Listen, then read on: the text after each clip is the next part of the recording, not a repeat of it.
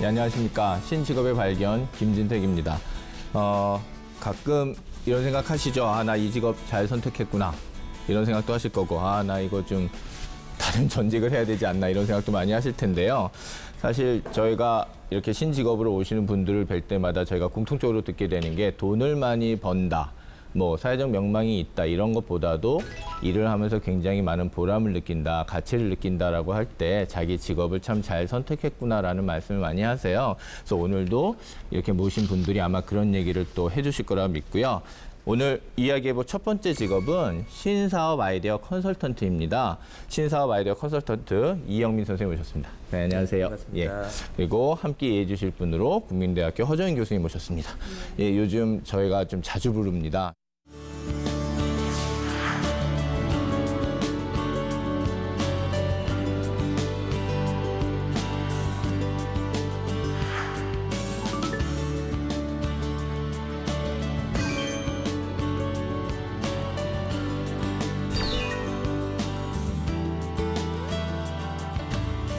선생님, 저희 공식 질문입니다. 네. 예, 무슨 일을 하고 계시나요? 저는 아이디어 컨설턴트입니다. 그 아이디어 하면은 좀 막연한데요. 저는 막연한 아이디어를 명확하게 좀 제공하는 그런 직업이고요. 아이디어 중에서 그냥 아무거나 다 막연하게 다 컨설팅 할 수는 없잖아요. 명확하게 스타트업에 관련된 요즘 창업가들의 어떤 비즈니스 모델과 아이템 요거에 관련된 아이디어 또는 상품으로 만들 수 있는 아이디어 그거를 저희가 많이 데이터베이스를 많이 가지고 있습니다. 그걸 통해서 정말 우리나라에서 성공 가능할 수 있는 모델로 또는 아이템으로 또는 창업으로 할 수 있도록 컨설팅하는 직업을 갖고 있습니다. 네. 이렇게 저 이런 직업 합니다라고 이렇게 명함을 주시거나 설명하실 때 금방금방 이해는 하십니까? 사람들이? 처음 예전 제가 이제 창업한 지 한 10년이 됐는데요. 아, 예.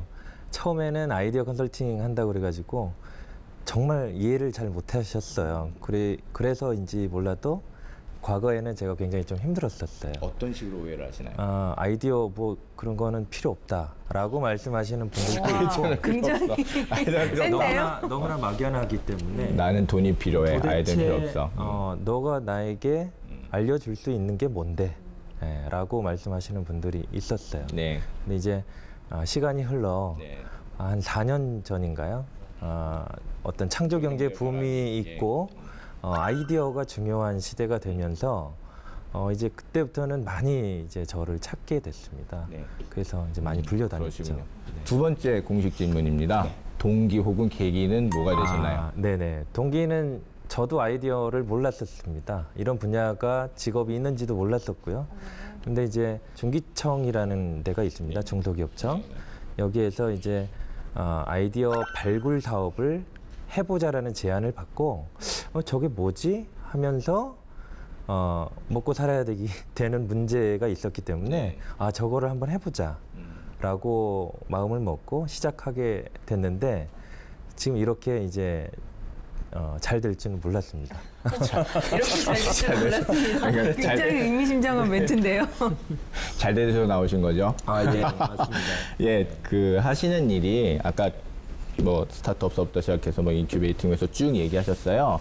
그래도 아마 좀 주력하시고 계시거나 이제는 어느 정도 정리가 돼서 이제 이런 건 좀 안 하고 저희 요거 2개 합니다, 3개 합니다, 뭐 이런 게 있으실 것 같아요. 그 얘기 좀 해주시죠. 네, 처음에는 저가 중소기업청에서 이제 아이디어를 발굴하는 사업을 하다 보니까 해외에 새로운 신사업을 발굴해서 소개하고 컨설팅하는 일을 주력 한 5년 이상 그렇게 했는데 지금은 스타트업에 집중을 하고 있고요. 두 번째는 아이디어 제품, 그러니까 제품화될 수 있는 아이디어를 저희가 컨설팅하는 것을 집중하고 있습니다. 그 얘기 조금 더 해주시죠. 네, 아이디어를 아이디어 사업화라고 하는데요. 네. 저희 온라인 사이트가 있습니다. 네. 여기에 예를 들면 일반인이나 또 요즘은 또 메이커라고 또 네, 이제 그렇죠. 메이커라는 말이 또 지금 또 말이 오르고 이제 있습니다. 있는데요. 이들의 아이디어를 저희가 받아요. 네. 온라인을 통해서. 그러면 저희 전문가들 네트워크를 통해서 평가를 합니다. 네. 그래서 이거는 성공 가능성이 있다라고 판단되는 것들에 대해서 저희의 네트워크와 저희 이제 전문가들이 투자를 해서요. 네. 개발을 하고 이걸 시장에 출시하고 네. 판매 대행까지 다 네. 해주고 있습니다. 말씀 들으니까 쿼키가 생각납니다. 네.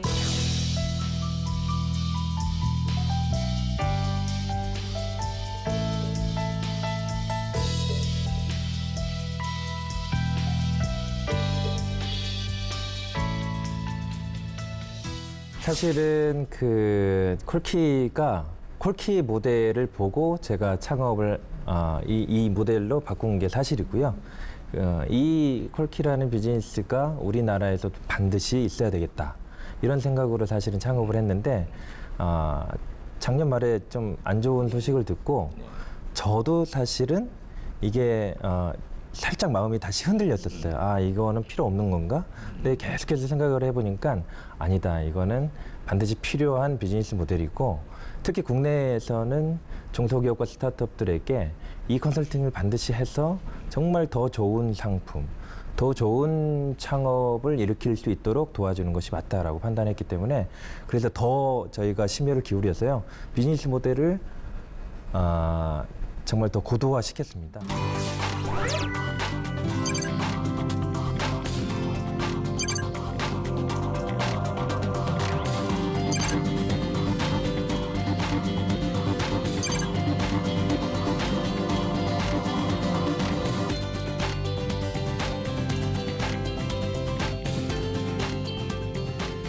여기 계신 분이 지금 학교에 계시지만 사실은 계속 대기업에서 일하셨던 분이라 기업 차원에서 아이디어가 뭡니까? 기업 측면에서 아이디어가 그렇게 표현하면 좀 그런데요. 네. 아이디어는 항상 중요하고 필요한 거고요. 기업 같은 경우에는 내부에서 아이디어를 만드는 걸 전담하는 부서까지 있을 만큼 에너지를 쏟고 있습니다. 근데 다만 제가 여기서 강조하고 싶은 게 아이디어를 내부에서 만든다 혹은 밖에서 만든다 이런 거보다는 그 아이디어를 사업이 되게끔 제품화까지 가져가는 게 더 중요한 요소고요. 사실 아이디어가 누구한테 있다는 거는 좀 의미 없다고 생각하는 게 오픈 이노베이션이라는 거 아시죠? 그래서 누가 만든 게 아니라 내가 필요한 아이디어를 모두 엮어서 함께 간다는 게 더 중요해지고요.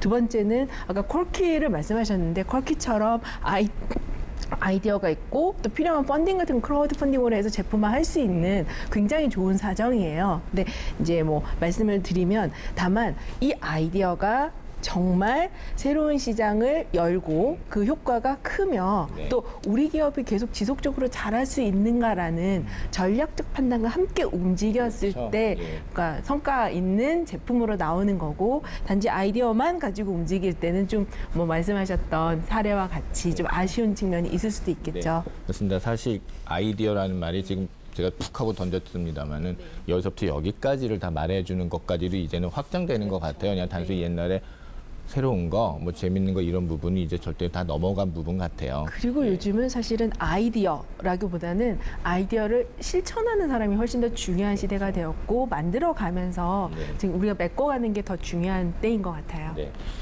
해외 마켓이 이제는 더 시장을 더 여시거나 그리고 지금 있는 수요를 더 창출하는 데 있어서 굉장히 중요하실 거고요. 애초에 또 하셨던 일도 애초에 이렇게 서베이서부터 하셨던 일이셨기 네, 네, 때문에 예, 좀 중요하실 것 같습니다. 말씀 좀 네, 해주시죠. 저희가 그래서 해외 시장을 공략하고 그 개척하기 위해서 지금 노력을 하고 있고요.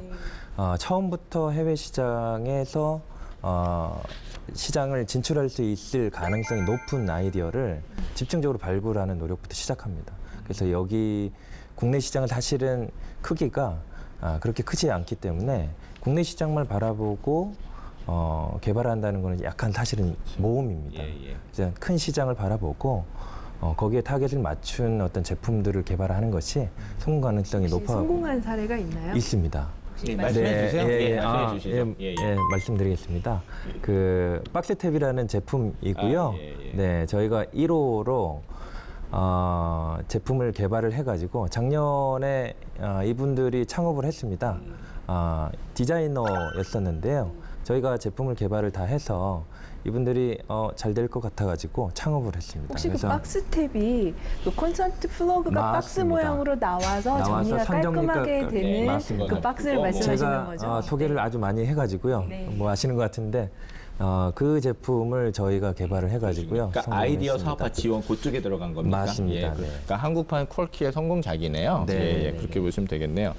그러니까 이 이제 퀄키 얘기는 뭐 꼭 나오니까 하는 거지만 어쨌든 지금 하고 계시는 이 아이디어 사업화 지원 혹은 요 사업을 하실 때 지금 허준 선생님도 이 아이디어라는 얘기를 좀 이렇게 정의를 내려주셨는데 중요하게 보시는 포인트가 있으실 거잖아요. 실현화되는 과정에서 네, 네, 네. 어떻게 보시나요? 아이디어의 컨셉을 보지 않고요.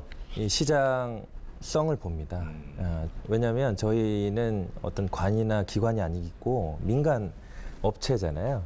민간 업체는 돈을 벌지 않으면 계속해서 경영을 유지할 수가 없습니다. 그래서 시장에서 성공 가능성이 가장 높은 것이 무엇인가? 그거는 고객의 마음을 움직일 수 있는 것, 고객이 기꺼이 지불할 수 있는 그런 시장성 있는 제품, 그런 가능성이 있는 아이디어를 그런 안목을 갖고 평가를 해서 선택하게 됩니다. 혹은 제가 학생들하고 이제 수업을 하다가 아이디어가 있어서 이제 이쪽에다 의뢰를 넣습니다. 그래가지고 그게 이제 제품으로 가기까지의 기간하고요. 어느 정도가 걸리고 비용이 어느 정도 걸리는지 한번 네. 평균적으로 말씀해 주시죠. 말씀드릴게요. 네. 보통 아이디어가 접수되면 6개월 정도 후에 제품이 출시될 수 있도록 저희가 최대한 일단은 그게 목표죠. 네, 예. 그게 목표고요. 물론 이제 더 길어질 수도 있고요. 기술 요소가 너무 복잡하고 어려우면 길어지는 것이고요.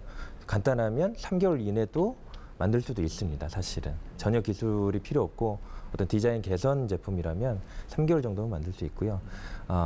처음에 아이디어가 저희에게 접수가 되면 특허 가능성이 있는지 판단하는 전문가가 판단을 먼저 합니다. 네. 그래서 거기서 가능성이 높고 기술적인 가치도 높다라고 판단되는 거를 우리 평가위원들에게 좀 공개를 하고 평가위원들이 다시 선정을 합니다. 그 네. 평가위원들은 바이어도 있고 마케팅 전문가도 있고 디자이너 전문가도 있고 여러 전문가들이 같이 평가를 해가지고요.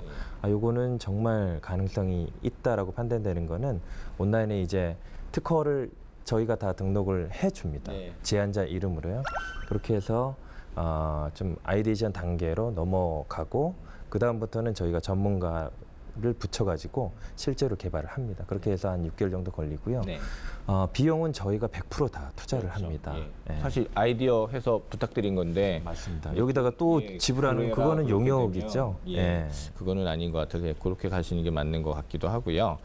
사실 이제 어쩔 수 없이 이제 창의력 얘기가 나옵니다. 어쩔 수 없이 결국 그 싸움이잖아요. 물론 지금 시장성 보신다 하셨지만 시장성을 보는 방식의 안목도 창의력이거든요. 경험상 창의력은 땡땡이다라고 그러면 뭐라고 말씀하실래요? 창의력은 예. 지독한 도전이다라고 말씀드리고 싶어요. 예. 그냥 도전이다. 예. 바로 뭔가 띡 번뜩이는 번개가 아니라 예. 지독한 도전이다라고 말씀드리고 예, 싶습니다. 일단 필요한 부분은 저는 아이디어 같은 부분은 항상 필요하다고 생각을 하고요. 근데 다만 아이디어에서 그치는 건 의미가 없어요. 끝까지 만들어내는 게 중요하고요. 그다음에 아까 지독한 도전이다라고 말씀드리고 굉장히 공감했던 그렇죠. 게 예. 제가 창의성 애들한테 가르칠 때 없던 걸 만들어 오려는 강박관념을 버려라고 얘기를 해요. 유사하게 있던 거라도 내가 필요하다고 공감되면 그걸 끝없이 만든 다음에 그다음에 공감시키고 그렇죠. 그다음에 실제로 만들어갈 수 있게 하는 게 중요한 거거든요. 그래서 끊임없는 진화다. 예, 그것도. 네. 은근슬쩍 안 하신다더니 하셨네. 그러면은 예, 알겠습니다.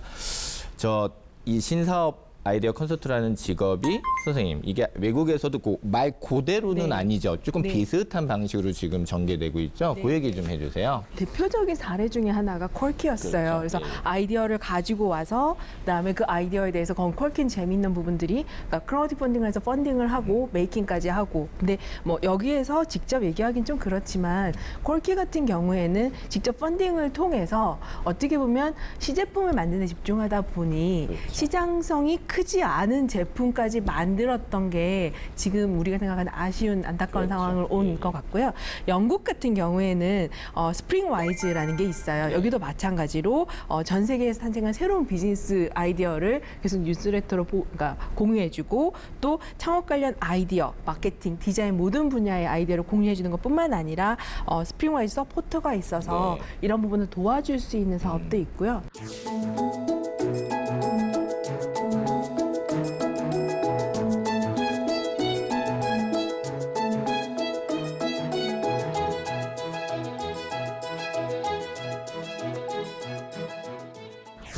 지금 기업에 제가 궁금한 게 인원 구성이라든가 예 그리고 지금 몇 명 있으십니까? 직원은 8명 정도 있고요. 네네. 근데 8명이 전부 다 전문가로 완전히 그 아이디어를 개발하는데 들어가는 인원은 아니고요. 예, 그렇죠. 저희는 직원들 중에서 디자이너가 있고 온라인 관리가 있지만 관리하는 사람들이 있지만 저희는 엑셀러레이터로 또 활동을 하고 있어요. 네, 그러세요. 저희 회사에 10개 기업이 입주를 했습니다. 그래서 그 기업을 키우고도 있는데요. 네.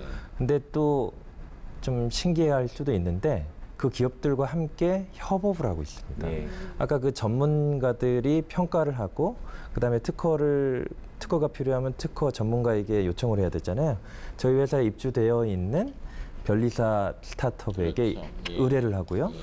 또 디자인이 필요하죠. 그러면 디자인 기업이 그래서 입주가 돼 있습니다. 예. 제가 그런 8개 기업을 저희와 함께 하자라고 해서 마치 협동조합처럼 그러네요. 네, 그런 전문 그 기업들이 총 저희 회사에 10개가 입주가 돼 있어서 네. 이들과 함께 협력하는 모델로 이 플랫폼 사업을 같이 하고 예, 예. 이 모델도 재밌습니다. 창업하러 온 건데 알고 봤더니 모여놨더니 재밌는 것들을 2차, 3차적으로 할 수 있는 것들이 생기니까 알파로 계속 나오는 일이죠. 그리고 그걸 계속 가운데서 퍼실테이터 일을 하시는 것 같아요. 그래서 재밌는 어떤 모델인 것 같아요. 지금 예. 말씀하신 게 저는 보면서 그 Y 컴비네이터라고 해서 굉장히 잘 알고 세계적으로 유명한 그러니까 엑셀러레이터가 있는데 그 기업이 아주 초기 단계 기업에만 투자를 해요. 근데 보면 Y 컴비네이터 같은 경우는 YC 동문회라고 말할 만큼 그 자기가 투자한 기업들 간의 네트워킹을 굉장히 강조를 해요. 그 이유가 말씀하신 것처럼 작은 스타트업들이 모여서 자주 만나다 보면 자연스럽게 자기 아이디어 검증도 되고 또 협업할 수 있는 그 기회도 훨씬 더 많이 생기기 때문에 자연스럽게 가치가 커지는 거죠. 그렇죠. 괜히 덩치가 다른 사람들과 뭐 괜히 불필요한 용기, 불필요한 어떤 뭐 포부 이런 것 때문에 힘이 빠지는 것보다는 바로 그 차원에서 같이 하는 것들이 이렇게도 더 볼 나을 수 있을 것 같아요. 같아요. 그러니까 아이디어란 얘기 아까 말씀을 드렸었잖아요. 근데 보면은 세상에 새로운 아이디어는 사실은 없고 조금 차이가 나서 아이디어 단계부터 여러 명의 검증을 거친 다음에 결국 고객을 움직이고 시장을 움직이는 아이디어가 살아남는 거거든요. 그런 의미에서도 다양하게 많이 소통을 하는 부분이 자연스럽게 검증이 되는 거죠. 네, 시장에서 어떤 아이디어가 성공할 것인가. 그렇죠. 이렇게 볼 수 있을 것 예. 같습니다. 일단 전망 여쭤볼게요. 이제 이런 쪽으로 이제 한번 더 모험을 하고 싶은 지독한 네. 모험을 하고 싶은 친구들이 많을 테니까 한번 전망 어떻게 보세요? 전망은 뭐 좋다고 말씀드릴 수밖에 없어요. 네네. 요즘 그 언론을 통해서도 프로그램들도 많이 지금 제4차 혁명을 거쳐서 이 아이디어 단계에서부터 정말 이 세상을 바꾸는 스타트업들이 굉장히 많이 일어났잖아요. 네. 그건 단 하나의 아이디어에서 출발을 했거든요. 그런 사람들이 해외에서는 정말 많이 일어나서 정말 부가가치를 엄청나게 많이 키워왔다라는 거는 뭐 너무나 다들 잘 아시니까요. 근데 우리나라에서도 이게 반드시 필요하다라는 것이고요.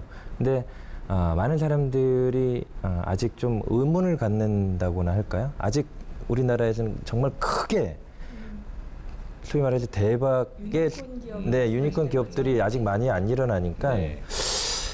조금 우려되는 말씀도 많이 하세요. 그렇죠. 근데 정말 우리나라에서 왜 안 일어날까라고 생각을 해봤더니 젊은 사람들, 특히 아이디어가 막 반짝반짝하는 이 청년들이 아이디어 창업에 아직도 붐이 크게 많이 일어나지는 두려워해서 두려워하고 보더라도 그래서 전부 다 아직도 공무원 시험 준비하고 기업 들어가려고 대기업 들어가려고 하고 이런 거에는 정말 목숨을 걸고 하는데 아이디어를 개발하고 자기의 아이디어를 발견했으면 이걸 개발하려고 하는 친구들은 상대적으로 너무 적어요. 네.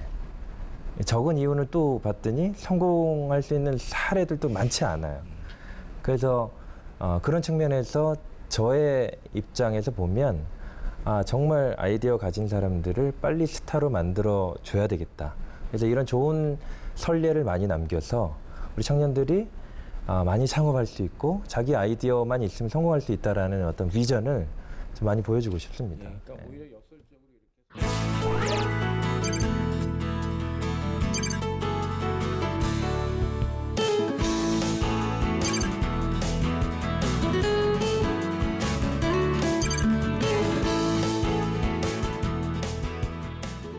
다음에는 이제 기업 경영이나 뭐 이런 거 할 때 몇 가지 덕목들이 있습니다. 뭐 추진력이 있어야 된다, 뭐가 있어야 된다, 수완이 있어야 된다 이런 게 있는데 제가 이렇게 협업의 과정 이런 것들이 중요한 과정에선 커뮤니케이션, 타인에 대한 배려, 어떤 공감 능력 뭐 이런 것들이 중요하잖아요. 실제 그런 거 느끼십니까? 네, 실제로 느끼고요. 네. 저희 같은 그 컨설턴트의 어떤 소양을 물어보신 거죠?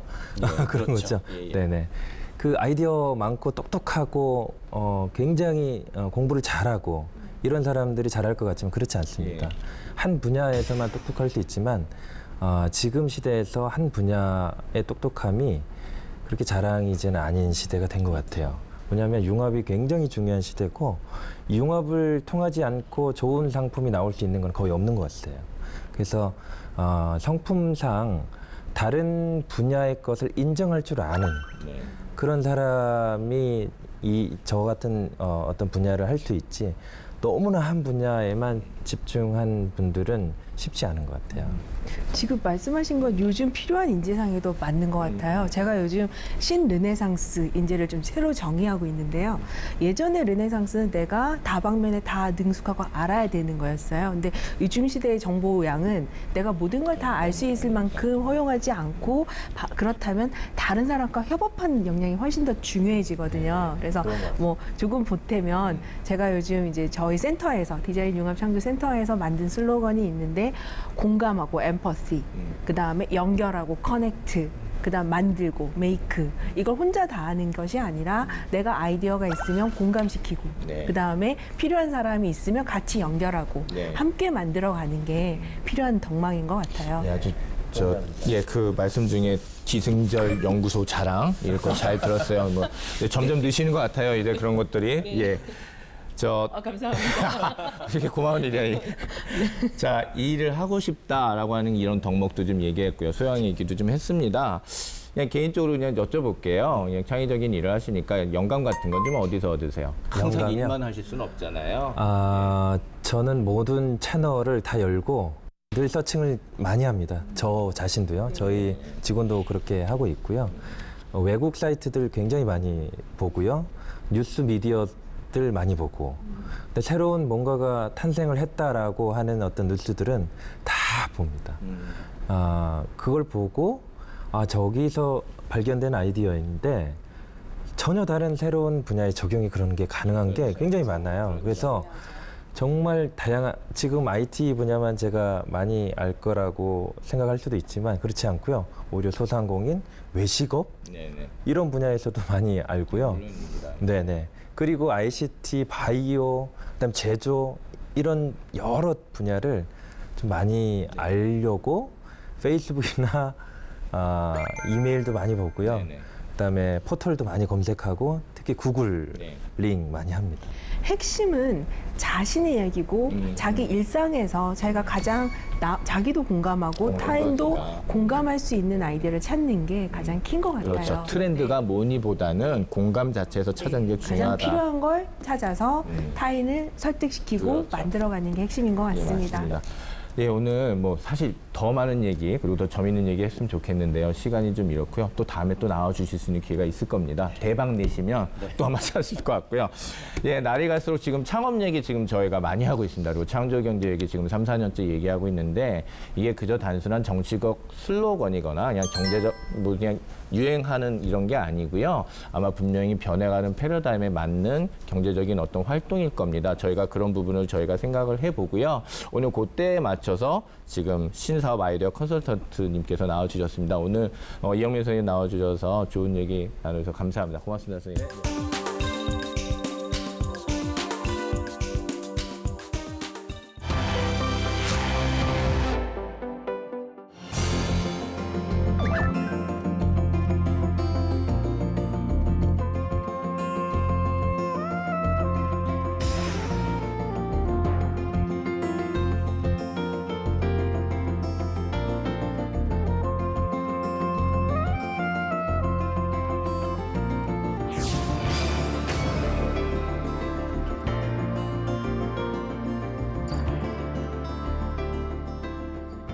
오늘 두 번째로 소개해드릴 직업은요. 친환경 건축 설계를 통해서 좀 더 친환경적이고 그린 도시를 완성하는 녹색 건축 전문가입니다. 녹색 건축 전문가 김유민 선생님 모셨습니다. 네, 안녕하세요.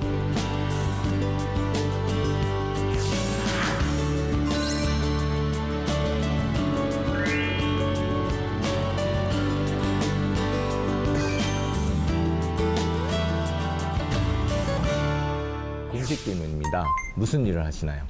저는 녹색 건축 전문가로서 이 자리에 왔기 때문에 네. 녹색 건축이 현실화될 수 있도록 설계와 시공 단계에서 컨설팅과 또 관련된 인증을 받도록 돕는 역할을 하고 있습니다. 네. 그럼 이렇게 또 하나만 여쭤볼게요. 녹색 건축은 뭐라고 생각하세요? 지금 도시의 패러다임이 많이 바뀌고 있어요. 그러니까 과거의 도시는 개발이나 성장에 포커스를 뒀다면 지금 도시의 패러다임은 환경과 지속 가능성에 포커스를 두고 있습니다. 그러면 이 도시 패러다임의 환경과 지속 가능성을 위해서 구현해야 될 요소들이 굉장히 많지만 그 중에 가장 큰 요소가 바로 건축물입니다. 그래서 이 건축물을 변화시킴으로 인해서 도시와 국가의 지속 가능성을 보장할 수 있게 되는 건데요. 이 도시가 일단 기본적으로 건축물, 교통 여러 가지로 이루어져 있지만 녹색 건축은 그 중에 이제 자연 환경을 자연 환경이 피해를 입는 것을 최소화시키고 또 환경 오염이나 환경 부하도 최소화시키고 그러면서 이 건축물이 인간에게도 쾌적할 수 있게 건강 친화적이면서 또 생태 환경도 고려하면서 가장 중요한 또 에너지 저감을 이루는 그런 요소들을 두루 갖추고 있는 그래서 내적으로는 실내 환경을 쾌적하기 위해서 인간에게 건강할 수 있고 외적으로는 외부적인 건축물 외의 환경에도 좋은 영향을 줄 수 있도록 구현이 되는 그런 것들을 녹색 건축이라고 표현합니다. 제가 현실적으로는 가능하지 않습니다만 제가 이제 건물을 올려요. 근데 제가 이제 녹색 건축이라는 개념으로 하고 싶습니다. 근데 나 하고 싶어라고 해서 한다고 해서 개념이 있다고 해서 할 수는 있는 게 아니고 아마 구체적인 어떤 인증이라든가 제도라든가 이런 게 있을 것 같아요. 뭐 이 정도는 배출되면 안 돼, 이런 걸 쓰면 안 돼, 이런 게 있을 텐데 바로 인증 작업이라는 게 아마 그런 걸 말씀하시는 거죠. 조금 더 구체적으로 말씀해 주시겠습니까? 녹색 건축과 관련된 네. 인증이 굉장히 많아요, 사실은. 네네. 그래서 뭐 쉽게 표현하면 녹색 건축 인증, 에너지 효율 등급, 장수형 주택, 또 뭐 결로 방지 인증, 네. 또 거기에 뭐 베어리어 프리라고 하는 네, 무장애 네, 환경 네. 설계, 네. 또 세프티드라고 하는 범죄 예방 환경 설계, 네. 뭐 그런 또 그것뿐만이 아니라 건축물을 올릴 때 환경 분석도 또 해야 되거든요. 뭐 일조라던가 바람길이라던가 소음이라던가 이런 것들이 각각 세분화된 요소들이 상당히 많습니다. 그래서 평가를 해야 될 항목들이 많고요. 네.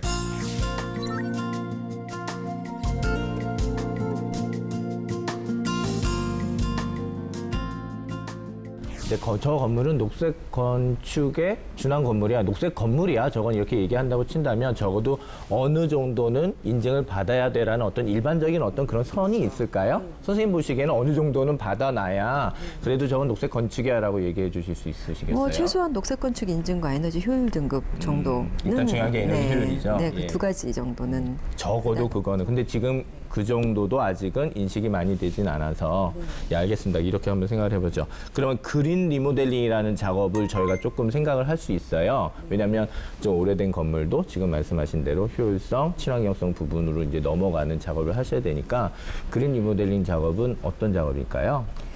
그린 리모델링이라는 것은 기존의 리모델링과는 좀 다른데요. 네. 먼저 왜 이게 필요한지부터 우리는 생각을 해야 네네. 됩니다. 사실은 이 서울시만 해도 신축보다는 기존 건물이 너무나 많습니다. 서울시가 녹색 도시가 되기 위해선 기존 건축물 자체가 변화되지 않으면 온실가스 배출량을 감당할 수가 없어요. 네. 그러면 기존 건축물이 그린 리모델링이라는 제도를 통해서 변화가 가능합니다. 이것이 또 국토교통부에서 또 만들어진 제도이기도 하고요. 네. 지원 정책도 펴고 있는데 기존의 노후화된 건축물을 새롭게 탈바꿈시켜서 에너지 성능을 향상시키고 보다 쾌적하고 또 제실자에게 좀 안락함을 줄 수 있도록 변화시키는 그렇죠. 건데요.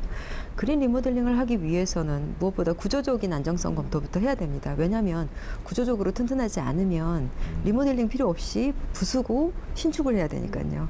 그래서 순서를 따지자면 구조적인 검토를 먼저 하는 것이 맞을 거고요.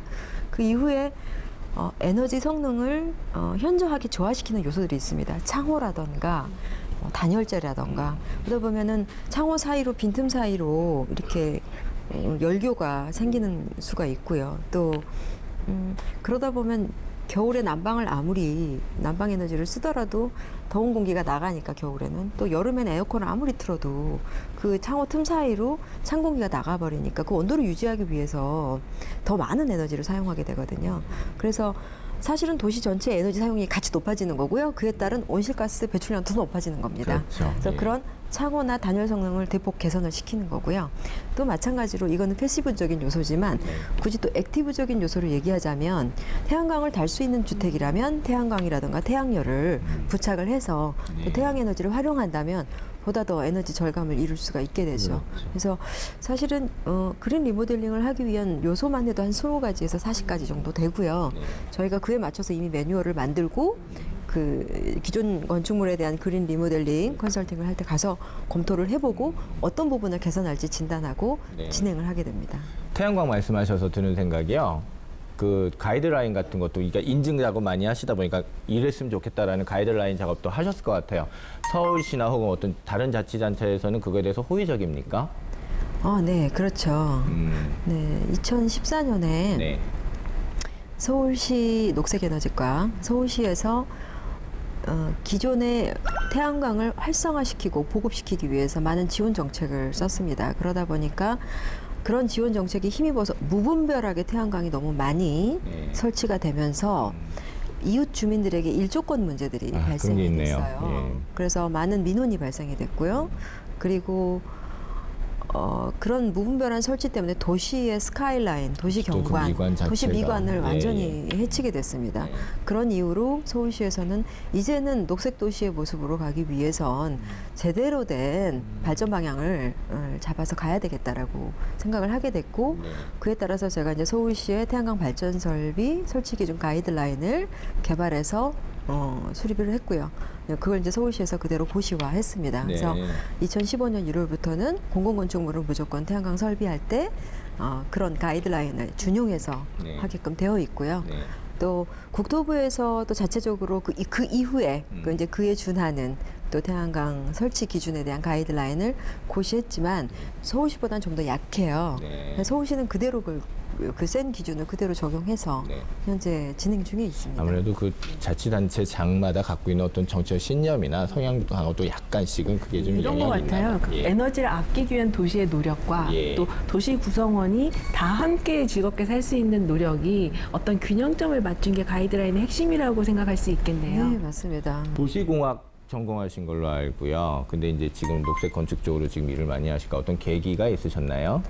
네, 당연하죠. 예. 제가 도시를 공부하다 보면 첨단 도시는 어떻게 가고 있는가, 우리의 미래 도시는 어떻게 가야 올바른 방향인가 이런 것들을 고민을 많이 하게 됩니다. 네. 그러다 보니까 해외의 동향이나 트렌드 또 문화 이런 것에 굉장히 민감할 수밖에 없고요. 계속해서 공부를 하다 보니까 유럽의 선진국들은 이미 녹색 도시 개념을 도입을 해서 베어리어 프리뿐만 아니라 녹색 건축물에 대해서도 활발하게 진행을 하고 있었어요. 제도적으로도 또 지원을 하고 있었고요. 그래서 과연 그럼 녹색 건축이 녹색 도시에서 차지하는 비중이 어느 정도 될까 알아보니까 미국 같은 경우는 50% 이상입니다. 그러니까 건축물이 도시 전체에서 발생되는 온실가스 발생량 비중이 건축물만 50%가 넘어요. 네. 유럽도 또 영국도 마찬가지입니다. 한 42% 정도, 41% 정도 되고요. 아직까지 우리나라는 30%가 아직 안 됐지만 중요한 건 아까도 말씀을 드렸지만 서울시 같은 경우는 기존 건축물이 많다 보니까 네. 서울시는 건축물에서 발생되는 온실가스 발생량이 64%에 이릅니다. 굉장히 높은 편이네요. 굉장히 높습니다. 네. 그래서 녹색 도시를 이루기 위한 필수 선행 조건이 녹색 건축인 거예요. 네. 그래서 그렇다면 저는 녹색 건축을 해야 되는 거죠. 네. 녹색 도시를 하기 위한 사람이니까. 그래서 녹색 건축에 대해서 깊이 있게 공부를 하게 됐고 그러면서 여기서 더 흥미를 많이 느끼게 됐고 네. 그렇게 됐습니다.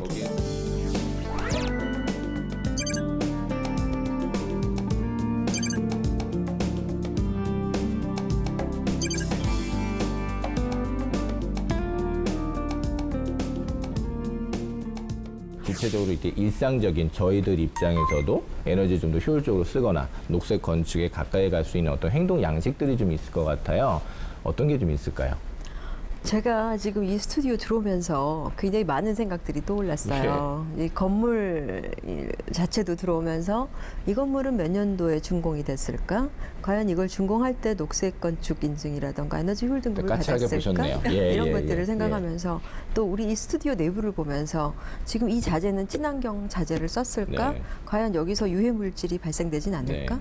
그리고 각 전등들 있지 않습니까? 네. 또 우리 뒤에 보면 이런 것들은 LED를 썼을까? 네. 과연 그리고 이 바닥 자재는 과연 네. 친환경 자재일까? 잘 들으세요. 산재 신청할 겁니다. 예. 예. 그리고 사실은 이런 타일들도 타일을 마감하기 위해서는 풀을 붙이게 돼 그렇죠. 있어요. 그 접착제가 또 얼마나. 요즘은 그 풀도 녹색 자재 인증을 받을 수가 있습니다. 네. 과연 이 풀도 과연 녹색 자재를 썼을까? 그런 생각을 하면서 과연 이런 그 녹색 자재를 사용하는 것, 마감재를 사용하는 것도 사실은 우리 일상생활에서 굉장히 중요하고요. 또 제가 최근에 트렌드를 보다 보니까 셀프 인테리어 이런 것들이 굉장히 유행을 하더라고요. 그걸 보면서 정말 당부드리고 싶은 말씀이 꼭 있어요. 좀 제발. 당황스러운 부분이 있으셨겠어요. 네, 예. 네. 제발 그 녹색 자재를 좀 써줬으면 친환경 자재를 써줬으면 좋겠다. 이름만 친환경 자재라고 하는 것들을 사지 마시고 그것들도 다 인증서가 있습니다. 시험 성적서와 인증서가 있어요. 우리가 냉장고가 에너지 효율 등급이 1등급, 2등급이 있듯이 녹색 자재도 1등급, 2등급, 3등급들이 있습니다. 가급적이면 우수한 등급을 검증받은 시험 성적서를 가진 그런 녹색 자재로 그 실내 인테리어를 좀 하신다면 본인이 사실 공간이니까 본인 건강에 좋은 거거든요. 그래서 그렇게 해야 좋을 것 같고 이건 실내 환경에 대한 이야기고요. 네.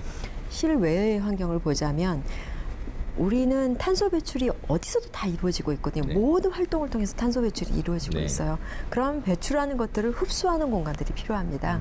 그래서 그걸 흡수하는 것들은 물이나 나무 네. 등을 통해서 할 수가 있거든요. 그래서 가급적이면 조경도 많이 권장을 하고요. 네. 또 마찬가지로 수공간도 중간중간 있어주는 게 좋고요.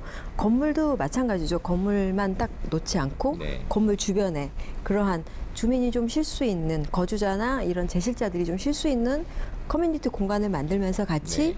녹지 공간과 수공간을 같이 배열을 한다면 네.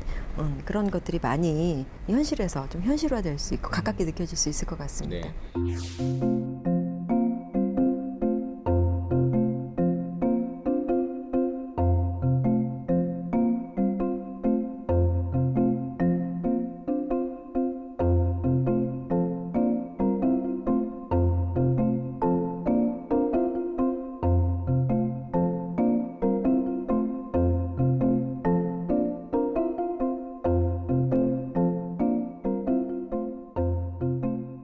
현실적인 인식 부분 있잖아요. 제도라든가 이런 부분은 그렇게 녹록치가 않으시죠? 예, 그 어려운 부분을 어떻게 극복하세요? 일단 어려운 부분을 말씀해 주세요. 어려운 부분이 뭐 많은 편이에요. 뭐 사업자, 건축주 뭐 막 다르잖아요. 입장이 어떻게 조절하세요? 일단 서울시 태양광 가이드라인 만들 때도 가장 힘들었던 것이 밸런스였거든요. 그러니까 태양광을 확대시키고 보급시키는 목적이 있지만 또 그럼에도 불구하고 또 도시 미관이라던가 또 일조라던가 구조적인 안정성을 또 맞추면서 제어하고 컨트롤해야 되는 것도 포함을 해야 되거든요. 그 두 양자 간의 밸런스가 굉장히 중요했어요. 많이 어려웠고요. 태양광 업체와 건축주 예, 입장과 그런 부분. 또 그렇지 않은 입장들이 있지 않습니까? 도시 디자인 업체들은 또 다른 거니까요. 마찬가지로 지금 현재 이 녹색 건축 분야도 건축주가 생각하는 요구사항과 또 설계사무소와 시공사가 생각하는 요구사항이 좀 다릅니다. 그리고 한정된 예산 범위 내에서 설계와 시공과 녹색과 에너지가 다 이루어져야 하는 거거든요. 그러다 보면 아무래도 건축주 입장에서는 이런 우리 같은 녹색 건축 전문가의 잡을 독자적인 하나의 영역으로 인정하지 못하고 왜냐하면 까다롭거든요. 너무 복잡한 게 많고 까다롭고 웬만하면 피해가고 싶을 것 네네. 같아서 네네. 예, 그럴 것 같아서 그러다 보니까 예. 설계사무소에 하도급을 주도록 한다거나 계약을 한다거나 안 좋고. 네 시공사에 하도급을 계약하도록 한다거나 하는 경우가 네. 있죠.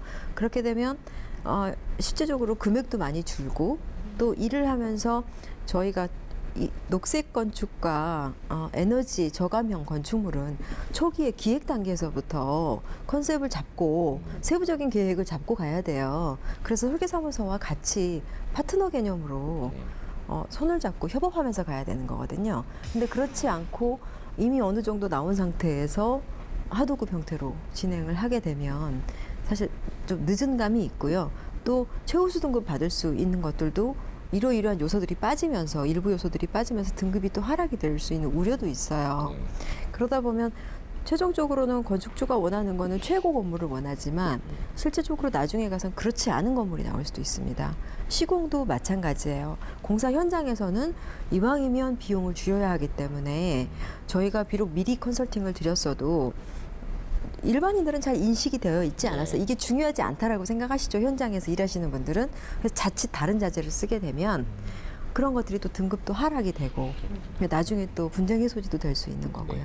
허정희 교수님, 딱 주제는 다른다 하더라도 어차피 큰 차원에서 보면 디자인 싱킹이나 그리고 연구소에서 하시는 일 있잖아요. 그렇게 본다고 치면 이 녹색 건축 전문가라는 혹은 이 녹색 건축이라는 부분을 어디다 놓고 좀 생각을 하고 계세요? 두 가지를 말씀드리고 싶은 네, 것 같아요. 네. 하나는 지금 굉장히 중요한 점을 말씀하셨어요. 그러니까 보통 기획이라는 측면에서 녹색 건축이라는 게 인증에만 들어가면 말씀하신 부작용이 일어나서 기획 단계에서 함께 일할 수 있는 제조적 장치 혹은 그럴 수 있는 프로세스를 만드는 게 굉장히 네. 중요한 거라고 보여져요. 그래야지 끝까지 갈 수 있는 게 하나가 있고요. 또 하나는 디자인 싱킹을 말씀하시니까 사실은 녹색 건축이 지금 있는 건축물을 바꾸고 패시브한 방법 혹은 액티브한 방법 둘 다 고려하는 것도 중요한데 좀 다른 측면의 접근도 필요한 것 같아요.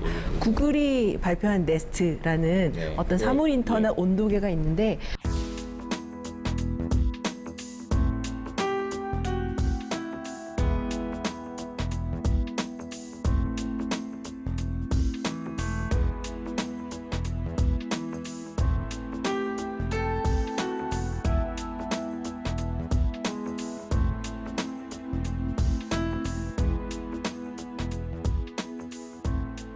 걔 같은 경우는 그냥 온도계가 아니라 어떤 특정 전력회사랑 결합해서 요금제를 제시해요. 예를 들어서 이 요금제에 대해서 사용자가 소싱이 결합된 크라우드 소싱이라기보다는 네. 그 요금제를 통해서 전체 컨트롤을 그러니까 중앙 컨트롤을 하는 거예요. 그래서 에너지 피크 타임이 걸리지 않도록 해서 도시 전체가 쓰는 에너지를 효율적으로 분산시키는 역할까지 하는 거죠. 그게 사용자들이 모두 다 이렇게 그 데이터를 다 주고 같이 참여하기 때문에 전 그래서 이것도 어떻게 보면 크라우드 소싱 차원이다 이렇게 볼 수 본 있는 거거든요. 거죠. 그래서 제가 강조하고 싶은 부분은 이렇게 건축물을 만드는 것뿐만 아니라 전체 그러니까 에너지, 그러니까 새로운 비즈니스 모델 차원에서 함께 국가 차원에서 좀 검토해 나가야 될 게 아닌가. 비즈니스 모델 차원에서 네. 예, 보는 이렇게 말씀 듣고 네, 나니 거기까지 보는 게 맞지 않은가. 예를 들어서 요즘 뭐 녹색 건축에 딱 해당되는 건 아니지만 뭐 예를 들어서 운동기구 같은 경우도 왜 발전하는 자전거 그렇죠. 이런 얘기 나오는 거잖아요. 그래서 일상 속에 우리가 에너지를 작게라도 만들 수 있는 부분들 이런 식으로 인식을 바꾸는 부분까지도 좀 확대해야 되는 게 아닌가라는 생각은 듭니다. 예, 그러니까 녹색 건축 한다라고 했을 때는 그래 뭐 선진적인 일 하는구나 좋구나라고 말하는 그런 부분 아니라 사실은 이게 새로운 먹거리 창출이나 일자리 창출로도 갈 수 있다는 부분으로 인식하는 게 시장도 넓히고 영역도 넓히는 부분이 되게 중요한 것 같아요. 그리고 계속 이렇게 일하시는 분들이 아마 거기서 의미도 찾으실 수 있을 것 같고요. 이런 거 여쭤봐도 될 것 같아요. 어떤 분들이 녹색 건축 전문가 이런 분들이 되면 좋을까요? 어떤 소양, 역량, 어떤 성격, 어떤 게 중요할까요? 일단은 제일 중요한 게 적성인 것 같아요. 네, 그러니까 환경과 녹색, 에너지 이런 것들에 대한 관심이 많아야 되고 열정이 넘쳐야 합니다. 네, 왜냐하면 지금 도시 패러다임에 대해서 말씀을 드렸지만 녹색 도시나 녹색 건축에 대한 기술이 급속도로 발전하고 있어요.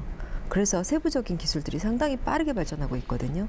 이런 것들을 해외 선진 사례도 많고 국내에서도 마찬가지입니다. 그렇다면 뒤처지지 않기 위해서 발빠르게 대응을 해야 돼요. 그렇지 않으면 뒤처진 기술이 될 수 있고 뒤처진 역량을 가지고 제대로 된 컨설팅을 할 수 없게 되거든요. 네. 그래서 사실은 이 분야가 우수 인력이 많습니다. 그런데 좀 전에 말씀드렸던 것처럼 어떤 하도급 체계라던가 갑과 을의 문제들이 생기면서 우수 인력이 오랫동안 또 머물지 못하는 어떤 구조적인 문제가 좀 아쉬워요. 네. 그런데 중요한 건 그런 우수 인력들이 무엇보다도 이 분야에 적성이 맞아서 재미있어 해야 돼요. 아, 나는 너무 좋아. 내가 왜 이 녹색 건축을 해야 하지? 왜 내가 이 지구를 살려야 하지? 무엇을 어떻게 하면 내 힘으로 작게라도 이 분야에 도움이 될 수 있지를 계속 고민할 수 있는 그런 자질, 소양을 가지고 있어야 될 것 같고요. 중요한 건 또 이 분야가 어차피 건축과 관련된 분야니까 건축이나 도시나 조경이나 환경과 관련된 전공자들이 하면 좋겠고, 또 컴퓨터 활용 능력도 굉장히 중요해요. 첨단 기술이기 때문에 에너지 시뮬레이션 같은 경우는 어차피 컴퓨터로 합니다. 환경 분석도 그렇고요.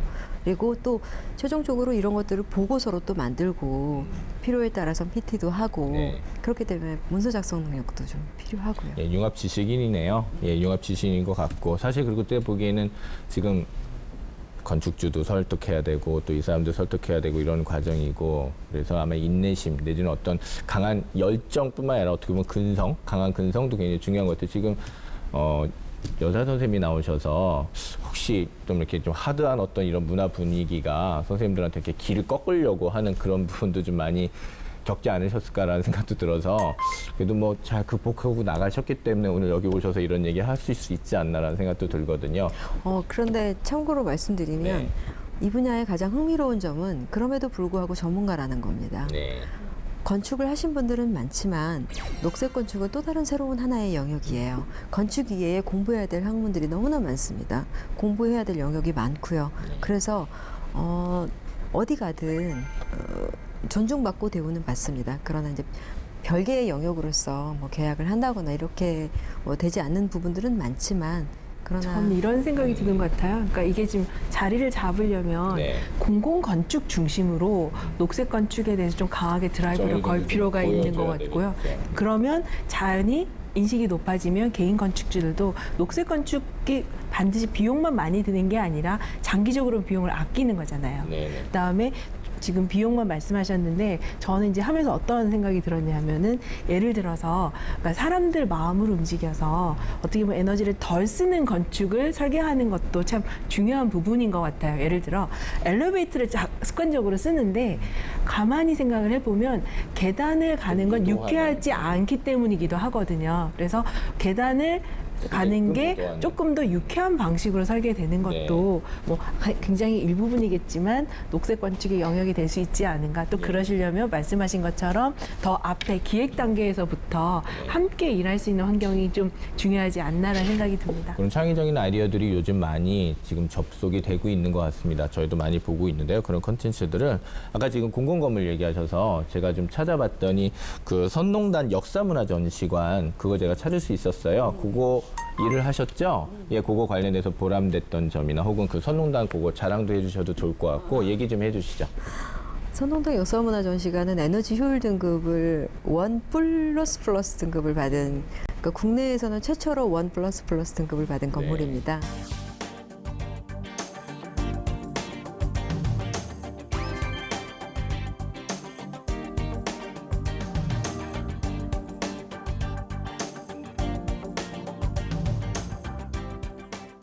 원래 목표는 에너지 1등급만이라도 나오면 좋겠다라고 생각했었던 건물인데요.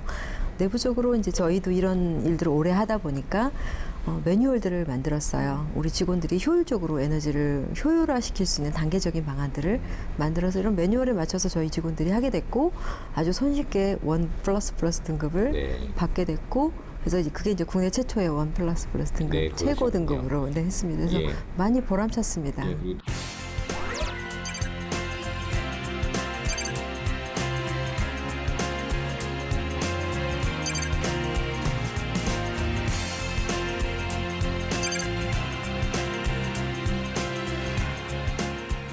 그래도 마지막으로 좀 이런 점이 아쉽고 혹은 이런 점이 나는 좀 더 필요하게 혹은 더 중점적으로 지금 열심히 지금 고쳐보려고 노력 중이다라는 부분이 있으실 것 같아요. 한번 그런 부분을 좀 말씀하시면서 마무리하시면 어떨까 싶습니다. 올해 2월에 서울시가 이제 발표한 녹색 건축물에 대한 기준이 있었습니다. 그게 이제 2023년까지 신축 건물을 100% 제로 에너지화 하겠다. 예. 네네. 그리고 네, 아주 훌륭한 제안이고 또 네. 2040년까지 온실가스 배출량을 40% 감축하겠다라는 로드맵을 제시를 했어요. 네. 아, 그러네요. 예. 네, 굉장히 긍정적인 현상이고요. 네. 이게 현재 우리나라가 공공건물은 어느 정도 강제적인 의무를 부과해서 녹색과 에너지 인증을 받을 수 있도록 하고 있지만 네. 아직까지 전국적으로는 민간 건물은 아직도 받지 않아도 되는 건물들이 많아요. 예. 그런데 어차피 국가 전체 온실가스 배출량이라는 네. 거는 한 네. 구역만 된다고 되는 네. 건 아니거든요. 그래서 바라고자 하는 소망은 국가 전체적인 차원에서 민간 건축물도 비록 서울시만이 아닌 다른 지방자치단체들도 민간 건물들도 녹색과 에너지에 대한 어떤 인증이라던가 컨설팅을 좀 의무화시켰으면 좋겠다라는 생각입니다. 그것이 국가 전체의 온실가스 배출량을 줄이는 데 일조하는 것이니까요. 첫 번째 바라는 소망은 그렇고 두 번째 바라는 소망은 지금까지 우리 기성세대나 우리 세대는요. 경제 성장을 위해서 눈부시게 발전도 하고 노력도 했지만 반대로 소비도 굉장히 많이 해왔습니다. 그렇죠. 그런 소비로 인해서 피해를 보는 건 다음 세대들이에요. 그렇죠. 예, 예. 그래서 지속 가능성을 위해서는 다음 세대를 위해서 우리가 소비를 많이 했던 우리 세대서부터 네. 노력을 해서 다음 세대를 위한 여러 가지 환경 보전과 녹색 도시와 녹색 건축을 위한 노력들을 좀 아끼지 말아야 되겠다라는 네. 생각을 합니다. 네. 지구를 함께 쓰자는 얘기신 거죠? 그렇죠. 네. 단순히 전략으로 접근하거나 이래서는 안 되는 문제 같고요. 진짜 전체 삶의 사이클이라는 문제로 바라봐야 될 문제에 같이 동참해야 될 문제인 것 같습니다. 예, 오늘 두 번째 직업으로 녹색 건축 전문가에 대해서 알아보면서 많은 고민들 같이 했었습니다. 뭐 미래, 자연, 환경, 에너지 뭐 하나 저희가 이제는 내일로 미룰 수 없는 얘기들이에요. 그래서 그 얘기를 함께 나눠봐서 굉장히 의미 있었다고 생각이 들고요. 오늘 바쁘신데 나와주신 김유임 선생님 감사하고요. 예, 그리고 허준 선생님 오늘 많이 쓰셨습니다. 고맙습니다. 예, 감사합니다.